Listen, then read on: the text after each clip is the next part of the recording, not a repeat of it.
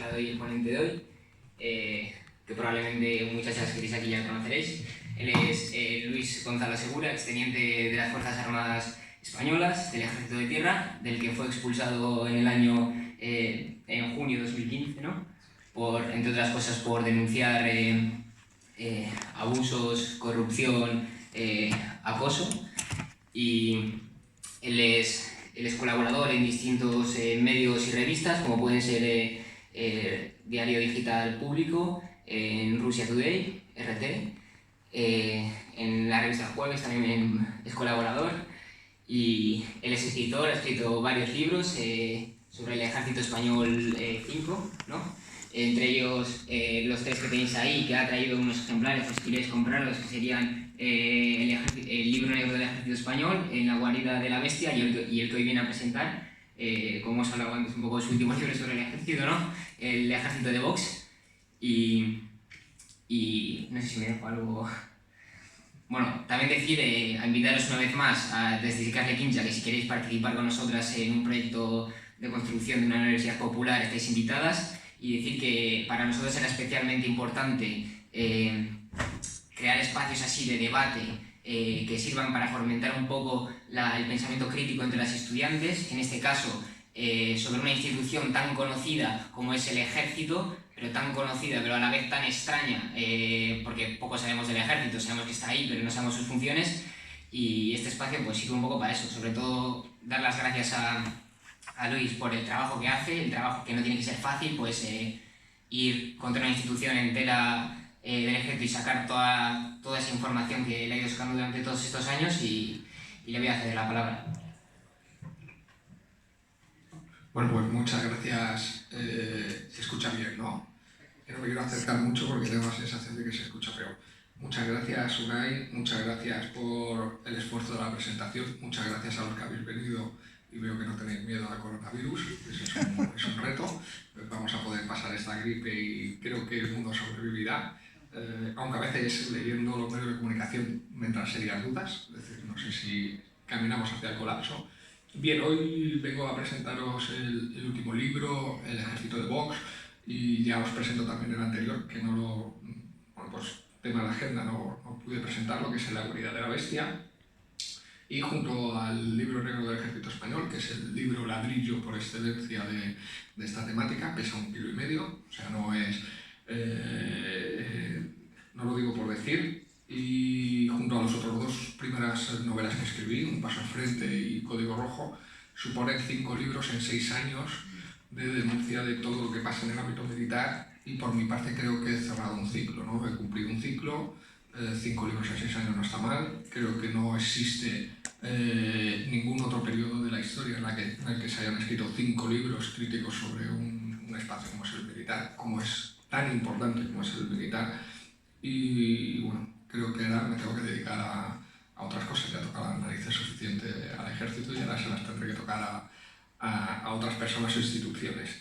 Bien, creo que bueno, ahí están los libros. Estos 2 últimos libros que hoy os presento creo que son muy importantes. En la guarida de la bestia es un libro que habla sobre la impunidad del acoso y las agresiones sexuales a la mujer en el ejército.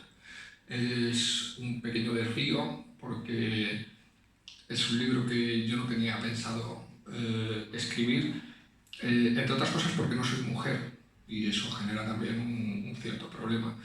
Pero claro, esperar a que esta historia la contara una mujer y mientras tanto muchas mujeres siguieran siendo acosadas o agredidas sexualmente me parecía una barbaridad. Para que os hagáis una idea, en los últimos 3 años en las Fuerzas Armadas se han agredido sexualmente o han denunciado agresiones, acosos o violaciones inclusive 90 mujeres. Esto supone entre 4 y 8 veces más que en la sociedad. Es decir, en un cuartel una mujer tiene entre 4 y 8 veces más posibilidad de ser agredida, sexualmente acosada o violada que en la sociedad. Imaginad lo que es. La tasa de condenas es de solo una de las últimas 90 denuncias ha terminado en condena. Solo se ha creído a una mujer. Las otras 89 mujeres que han denunciado no han encontrado la credibilidad de las instituciones. Junto a este escenario, que es el de una tasa de condenas bajísima, que en general en el libro se analiza desde el año 88 que entraron las mujeres al ejército, la tasa de condenas ha sido del 5%, es decir, solo a 5 de cada 100 mujeres que denunciaban se las ha creído. La mayoría de los condenados, es decir, ese 5% que ha terminado en condena, han seguido dentro de la institución. Estamos hablando de un capitán condenado por 28 agresiones sexuales, un teniente coronel por 4, un capitán con un intento de violación, un asalto, un intento de violación que quedó frustrado, y así una serie de episodios, uno tras otro, los cuales cumplían una condena y se reincorporaban a su puesto de trabajo como si no hubiera pasado nada. En muchos casos estamos hablando de centros de formación, es decir, de mujeres como vosotras, que entraron en el ejército sencillamente por tener un puesto de trabajo. Sé que es una lógica que a lo mejor aquí no se puede comprender, pero luego explicaré y veréis cómo sí que es más entendible de lo que parece. Entraban en un puesto de trabajo, eran agredidas sexualmente y el agresor, en este caso por ejemplo el capitán condenado por 28 agresiones sexuales, cumplía su condena y se reincorporaba. Imaginad que aquí en la universidad un profesor agrediera sexualmente a 28 alumnas, le condenaran, cumpliera su condena y volviera a la universidad y siguiera dando clase como si no hubiera pasado absolutamente nada. Ellas, por supuesto, con la vida completamente destrozada. Bien, los últimos casos además que tenemos, los cuales ya gobierna el Partido Socialista Obrero Español y Margarita Robles, son realmente espeluznantes. Espeluznantes. Estamos hablando, estos casos quizás os hayan podido llegar porque han sido más mediáticos que otros, que terminan siendo escondidos, de un subteniente que cerraba la puerta del despacho con una militar, una soldado, y no solo la acosaba y la agredía sexualmente de mil formas, sino que tenía la costumbre de masturbarse. Se masturbaba, cerraba la puerta y se masturbaba delante de ella. Esto lo estuvo haciendo a razón de 15 episodios al mes. Un mes tiene unos 22 días laborables y durante más de 2 años. A esta mujer le diagnosticaron estrés postraumático. Bien, esta mujer puso en conocimiento de sus mandos lo que estaba sucediendo. No la creyeron. Nunca se la cree, pero fijaros que en determinadas ocasiones puede haber denuncias que puedan estar envueltas en un cierto o en una cierta duda de si se ha producido o no se ha producido, sobre todo porque los acosos y las agresiones sexuales se producen muchas veces en un ambiente de intimidad, con lo cual puede llegar incluso a existir esa duda. Pero que alguien te diga que su mando se está masturbando delante de ella, o sea, es que no tiene ninguna duda, nadie se inventa algo así, o sea, es algo terrible. Finalmente ella consigue hacerle una fotografía al mando masturbándose. Presenta la fotografía y el jurídico militar le dice que no denuncie, que no es para tanto. Tampoco es algo tan grave, no hay que denunciar. A esta mujer la expulsa el Partido Socialista, el gobierno, la expulsa Margarita Robles, sin pensión y sin indemnización. Cuando el escándalo sale a los medios de comunicación, la vuelven a readmitir, porque claro, hemos quedado muy mal. Nosotros, que somos los que lideramos la batalla de la mujer, pues ahora hemos quedado muy feo. Junto a esta mujer expulsaron a otra mujer que no solo fue acosada sexualmente por un mando, sino que además la obligaron a acabar una zanja estando embarazada de 4 meses. Abortó. Y como abortó, los mandos, en lugar de acudir al hospital ese día para prometerle que ese militar que había cometido esa orden pagaría por ello, sería procesado judicialmente, se presentaron en el hospital para extorsionarla. Y ella estaba en Burgos, le ofrecieron un traslado a Segovia con su familia. Bien, un traslado que fue una extorsión, pero que debería haber sido algo absolutamente natural. Has sufrido un aborto, vete con tu familia, te damos un traslado a Segovia y recupérate. Y mientras tanto, por supuesto, vamos a procesar a este individuo. Bien, taparon el asunto, que es lo que sucede habitualmente, y después de tapar el asunto, este mando decidió que, como no tenía suficiente, pues pidió traslado a Segovia, a la misma unidad a la que ya habían comisionado, para seguir persiguiéndola. Cuando esta mujer puso en conocimiento de sus nuevos mandos lo que ya había pasado, el aborto que había sufrido y toda la espantosa situación por la que había pasado, el capitán le respondió literalmente: no quiero problemas. Es decir, que tú me cuentes que has tenido que abortar por culpa de la orden de un mando que además te estaba acosando, es, para mí, un problema con mando. Esta es la mentalidad que nos encontramos reiteradamente en ese libro. Esta mujer también fue expulsada por parte de la ministra Margarita Robles, porque entendió que obviamente no tenía razón. Fue expulsada sin pensión y sin indemnización. Bien, en el libro se abordan muchísimos más casos, todos demostrados, algunos repugnantes, o sea, auténticas violaciones repugnantes. Podría prácticamente desgranar el libro. Hay un caso de una chica que salió con sus compañeros y se emborrachó, y por supuesto como se emborrachó, pues ya hay licencia para violarla. Obviamente cuando una mujer se emborracha lo que quiere es que la viole, y si puede ser muchos, mejor. Entonces, en este contexto, la resolución judicial determina lo siguiente. Una vez probados los hechos, determina que la mujer bebió demasiado como para poder otorgarle credibilidad, pero no bebió lo suficiente como para que no pudiera dar consentimiento. Es decir, sitúan a la mujer en el limbo exacto para poder exonerar al violador. Es decir, has bebido demasiado, pues bueno, no te puedo creer, pero no has bebido suficiente para no poder dar consentimiento. Con lo cual, no eres consciente de lo que ha pasado, pero sabías que eso estaba pasando, así que te fastidias. Y toda la resolución versa sobre lo que la mujer bebió, que si bebió un cubata aquí, que si bebió una cerveza allá, que si bebió tal, y es como la culpa es de la mujer por ahí haber ido bebiendo todo eso. Es algo terrible. Bien, os cuento la última. Uno de los pocos casos, o el único caso, hasta hace unos meses, de un militar que hubiera sido condenado por una agresión sexual y además hubiera sido expulsado, porque a los militares, ya digo, no se les condena y cuando se les condena siguen dentro. Bien, ¿por qué expulsaron a este militar? ¿Por la agresión sexual que cometió? Sí, pero no solo por la agresión sexual. Cuando lees la resolución te das cuenta de que, según los mandos, este militar no solo cometió una agresión sexual, sino que cometió un delito pluriofensivo. ¿Por qué?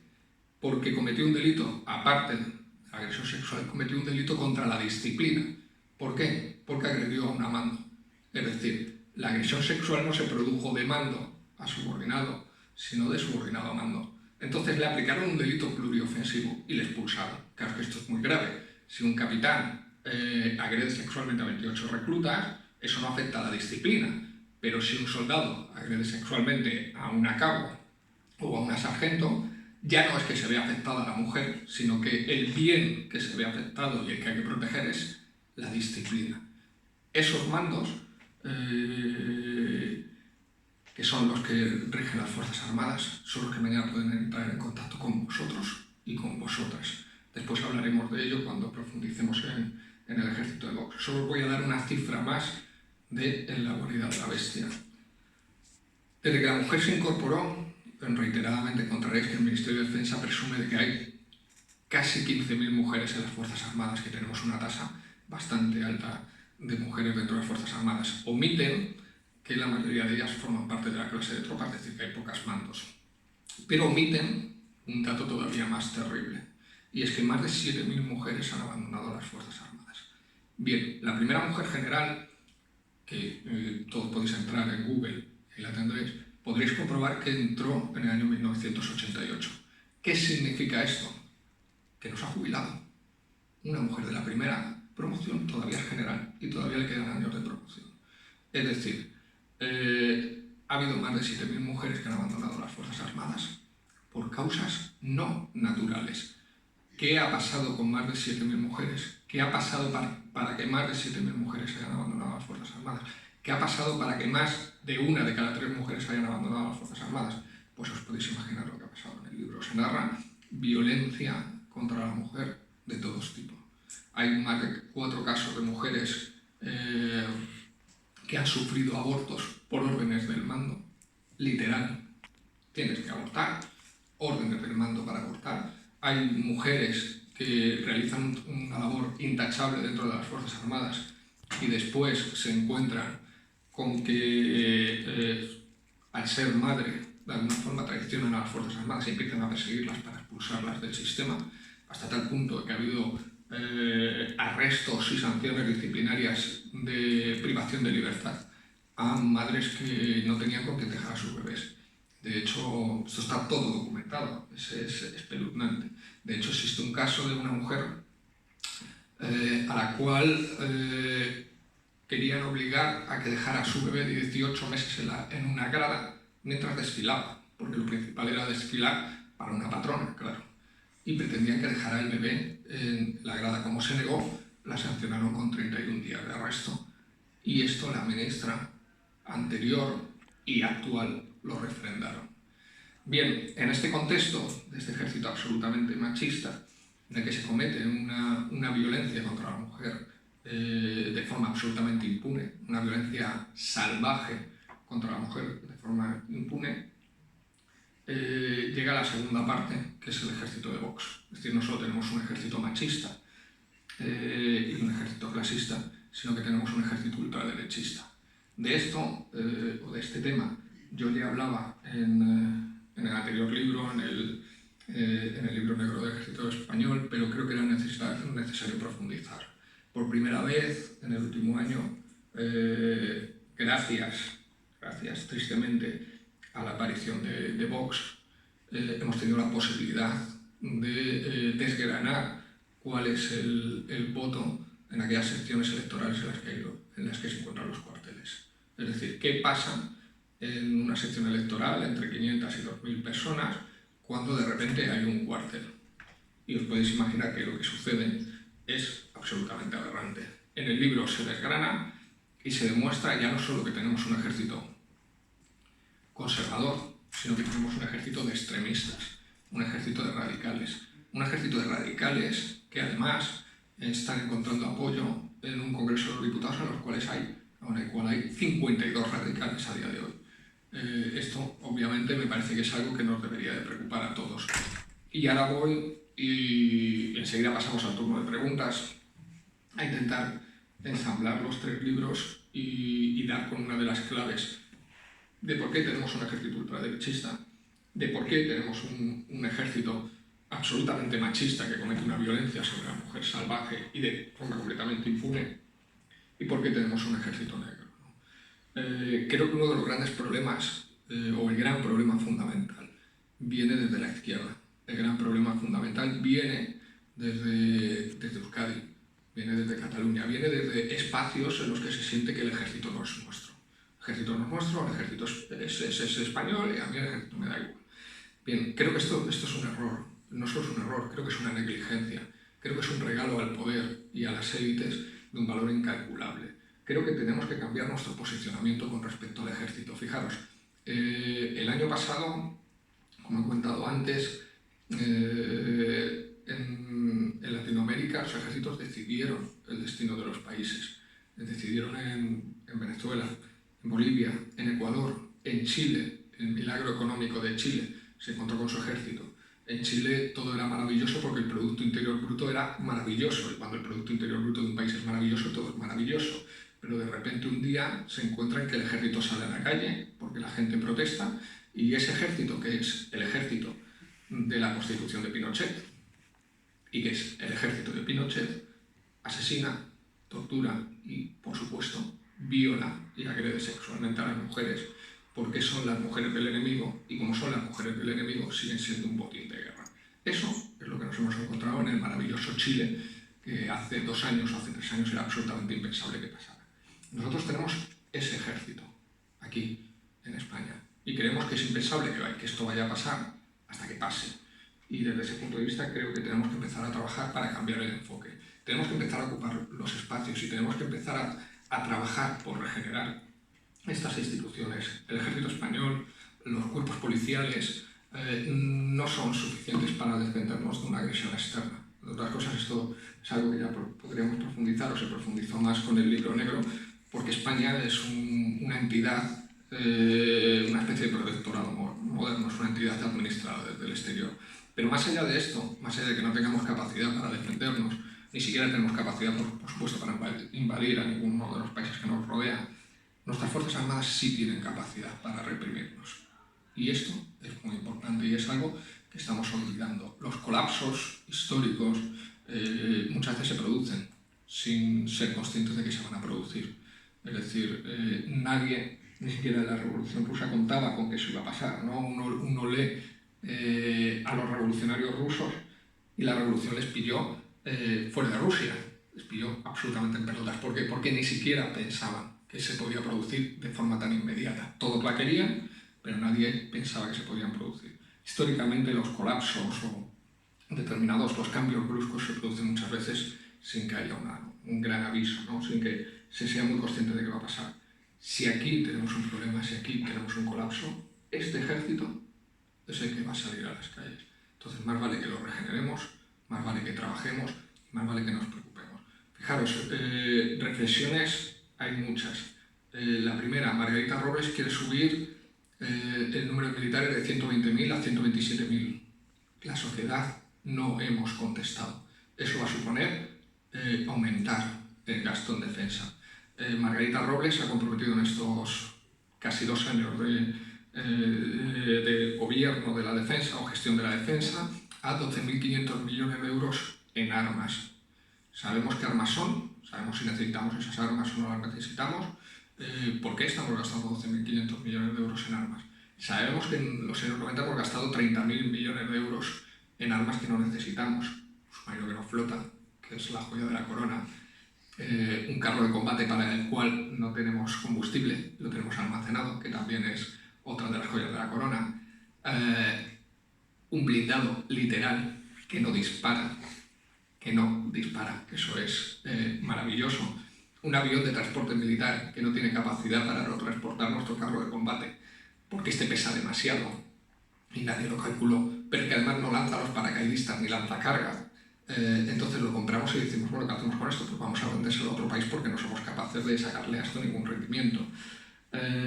Un avión que tenemos almacenado porque no somos capaces de pagar los impuestos de ese avión que hemos comprado, y ahí está, en hangares. Esto es literal, esto que os estoy declarando son 30.000 millones de euros. Y un helicóptero que es buenísimo, que en este caso sí que hemos acertado y es genial, pero que cuando llega a la unidad resulta que no hay personal ni para que vuele ni para mantenerlo. Así que lo tienen que meter en un hangar porque dicen, bueno, cuando tengamos piloto, pues ya podremos utilizar este maravilloso helicóptero. Bien, estos son 30.000 millones de euros en armas. Cada millón de euros invertido en armas, Margarita Robles dijo que gastar el dinero en armas era un gasto social porque generaba puestos de trabajo. Cada millón de euros invertido en armas genera un puesto de trabajo. Cada millón de euros invertido en sanidad o en educación genera entre 34 y 44 puestos de trabajo, aparte de, por supuesto, un servicio incalculable para la sociedad. Es mucho el dinero que se está gastando en defensa. Estamos hablando de unos 15.000 millones de euros anuales. Pero es que hay partidas presupuestarias de defensa escondidas en todos los ministerios, menos en justicia, que quizás es donde sí necesitaríamos gastar algo. En todos los ministerios. Hay incluso cifras no oficiales que hablan de hasta 25.000 millones de euros anuales. Estamos hablando de 250.000 millones de euros a la década, pero en el mejor de los casos 150.000 millones de euros. Esto es una barbaridad y no estamos haciendo nada. La izquierda no está haciendo nada, Euskadi no está haciendo nada, Cataluña no está haciendo nada, en muchos sitios no se está haciendo nada. ¿Por qué? Porque no es nuestro ejército. Bien, os doy las últimas cifras. Y estas ya, en lo que os he hablado, son una tontería. Para que os hagáis una idea, tenemos una unidad militar de emergencias. Esta mañana que he puesto un tuit, y así no tengo que decirlo de memoria, que ya sabéis que he sido militar y soy muy corto, entonces esto de hacer trabajar demasiado aquí al cerebro no va a funcionar, ¿no? Mira, fijaros, un bombero al año tiene registradas unas 18 actuaciones anuales, ¿vale? Los militares de la UME tienen registradas 0,0084 actuaciones al año. Es decir, algún militar de la UME necesita varios años para actuar. Bien, el coste de la UME desde que se creó es de 2.500 millones de euros, 150 millones de euros al año. Y a día de hoy hay unos 3.500 efectivos. Es decir, tenemos 3.500 militares en la UME al ritmo de 0,0084 actuaciones al año. Están reventados los colegas, o sea que no pueden dar más de sí. Como sigan a este ritmo, van a terminar todo fatal. Bien, voy a combinar unos datos que yo creo que vendría bien o viene bien recordar. España, 46 millones de habitantes, 47, 4.400 camas de UCI. Alemania, 82 millones de habitantes, 28.000 camas en la UCI. Bien, podríamos seguir con los recortes sanitarios. Podría contaros que en Madrid en los últimos 10 años se han perdido a 3.300 sanitarios, pero la UME sigue ganando militares para sus 0,0084 actuaciones, que es para reventarse los colegas, o sea, que lo dan todo por la patria. Bien, es importante, gastamos mucho dinero en defensa y gastamos el dinero de todos. Tenemos que empezar a actuar y a cambiar el enfoque. Bien, dicho toda esta brasa, voy a lo que realmente me interesa. El libro negro del Ejército Español, 30 euros. Los otros dos libros, 14 euros. Yo soy muy rojo, muy comunista, pero vengo aquí con la lógica capitalista a pegaros un sablazo. No os preocupéis, sé perfectamente, he estado en la universidad también, aunque sea militar. Estas cosas raras que tiene y sé cuál es vuestra vida, así que no vengo aquí a vender libros, sino sobre todo a concienciar, ¿no? Creo que es muy importante que vosotros cambiéis esto que está pasando, ¿no? Fijaros, algo y ya termino, que no os he comentado antes, es la lógica perversa. Y luego, si queréis, hablamos incluso en medios de comunicación, de periodistas, y os he puesto un poco entre hijos y de políticos y tal. Yo además critico a todo el mundo y rajo un montón, o sea que soy un boca chancla, lo peor. Fijaros, El laberinto de la bestia, que es un libro que yo he escrito porque hay muchas mujeres que se ponen en contacto conmigo y me cuentan lo que les pasa. Yo me convertí un poco en el teléfono de la esperanza del ámbito militar. Al principio, cuando salí, me querían todos. Luego, cuando vieron que era muy rojo, pues claro, la mayoría me empezaron a detestar. Pero luego esa fase pasó y dijeron, bueno, será rojo, será indemne a favor del derecho a decidir y todo eso, pero claro, que no hay nadie más que nos proteja, así que me han vuelto a querer. Entonces me han vuelto a coger, me tienen ahí un poco como una excentricidad de este es un tío más raro que la leche, pero bueno, ya que da la cara por nosotros, pues que siga. Entonces a mí me escriben muchas mujeres contándome auténticas barbaridades. Algunas han intentado suicidar mientras me han escrito, incluso algunas se han suicidado. Es decir, alguna me ha escrito y después se ha arrojado por un puente, literal, y se ha matado. Os podéis imaginar que todo esto, yo lo estoy contando aquí de forma más o menos folclórica, pero estas cosas afectan. Entonces, de ese sentimiento, de ese sufrimiento por personas ajenas, nace La guarida de la bestia, que yo creo que es un tributo al sufrimiento de tantas mujeres dentro de las Fuerzas Armadas. Sin embargo, es el libro de los 3 que peor se está vendiendo. ¿Por qué? Porque existe la lógica, o existen 2 lógicas muy perversas dentro de la izquierda. La primera es que si una mujer entra en las Fuerzas Armadas es que es ultraconservadora o es ultraderechista y por tanto, pues de alguna forma se merece lo que la pase. Esta lógica existe y mirad, me están poniendo caras, pero os aseguro que esta lógica las he recibido yo, he recibido tweets de estas características, en plan, la culpa es suya por haber entrado ahí. Es decir, es que no sabía dónde entraba. Bueno, pues una mujer puede ser ultraderechista, pero tiene todo el derecho del mundo a entrar al espacio que quiera y no ser ni violada, ni agredida sexualmente, ni acosada por nadie, y menos con impunidad. Bien, pues esta lógica existe. De hecho, ya digo que ese libro es el menos vendido de los 5 que he publicado, y en el movimiento del 8 de marzo nadie se acordó de las mujeres militares ni del drama que viven, porque de alguna forma forman parte del enemigo. Bien, pero es que además, y esta es la segunda reflexión que yo quiero hacer, aquí no hay muchas unidades militares, algo hay, no os preocupéis, en Huesca hay un montón y en Zaragoza también, o sea que el día que os quieran dar el palo lo van a dar, no hace falta que estén aquí, no os preocupéis. Pero es cierto que el sistema se cuida mucho de no tener militares o muchos militares ni en Euskadi ni en Cataluña, porque saben que no generan mucha simpatía. Entonces seguramente aquí es más complejo de comprender. Pero por ejemplo en San Fernando, en Cádiz, que es una de las zonas con mayor desempleo de toda España, os aseguro que trabajar en el ejército es un puesto de trabajo buenísimo y es uno de los pocos puestos de trabajo que te permiten seguir en tu ciudad, te permiten seguir con tu gente.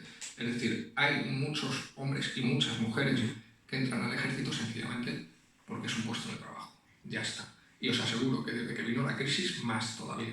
Pasamos de que nadie quería entrar a los cuarteles a que a día de hoy el ratio de personas por plaza, bueno, pues es auténticamente disparatado, ¿no? Entonces, desde este punto de vista, lo que os quiero decir es que, aunque fueran ultraderechistas, no merecen ser violadas o agredidas o acosadas, pero es que en la mayoría de los casos no lo son.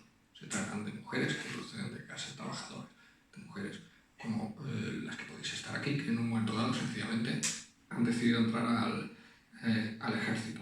Con esto os quiero decir que no merecen caer en el olvido, no merecen vivir en un limbo. Y sobre todo, porque si son militares, acosan, agreden o violan a sus propias compañeras de trabajo, que no harán el día de mañana es entrar en contacto con nosotros y con vosotras, ¿no? Bueno, conmigo ya sé lo que harán, o sea que no os preocupéis. Conmigo, ¿cómo se llamaba la...?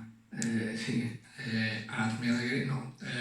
50 sombras de Grey. Conmigo 50 sombras de Grey va a ser, vamos, un cómic para lo que pueden llegar a hacer conmigo. Bien, dicho esto, pasamos al turno de preguntas. Todo lo que queráis preguntarme, aprovechar. Hoy estamos pocos, no es lo normal. El coronavirus también tiene cosas positivas, así que sí os digo, y esto es importante, que un turno por...